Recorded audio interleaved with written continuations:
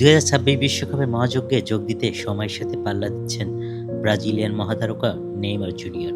Fitness সমস্যার কারণে সাম্প্রতিক সময়ে কোচ কার্লো আনচেলত্তির স্কোয়াডে জায়গা না হলেও জাতীয় দলে ফিরতে মরিয়া 1992 সালে জন্ম নেওয়া এই তারকা ইটালীয় টেকনিশিয়ানকে নিজের সামর্থ্য প্রমাণে এখন বিশেষ পরিকল্পনায় হাঁটছেন তিনি।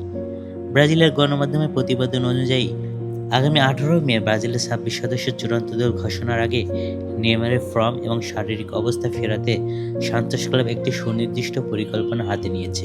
গত এক বছরে প্রথমবারের মতো টানা 4টি ম্যাচে পুরো 90 মিনিট খেলেছেন তিনি। তবে চোটের ঝুঁকি এড়াতে পরবর্তী ম্যাচে তাকে বিশ্রাম দেওয়া হয়েছে। পরিকল্পনা অনুযায়ী সান্তোসের বাকি 6টি ম্যাচের মধ্যে সান লরেঞ্জের বিপক্ষে কোপা সুদামেরিকার গুরুত্বপূর্ণ ম্যাচে মাঠে নামবেন নেইমার।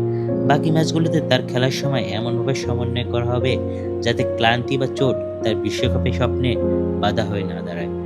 নেইমার কেবল তার ক্লাবের সমর্থনই পাচ্ছে না, বরং ব্রাজিলিয়ান ফুটবলের প্রভাবশালী ব্যক্তিদের আস্থাও তার সঙ্গে আছে। শোনা যাচ্ছে ব্রাজিলিয়ান ফুটবল কনফেডারেশন সিবিএফ সভাপতি সামির সাউদ নেইমারের ফেরার পক্ষে জোরালো অবস্থান নিয়েছে। দলের বর্তমান সদস্য ক্যাসিমিরো এবং জোয়াও পেদ্রো নেইমারের সাথে খেলার ইচ্ছা প্রকাশ করেছে।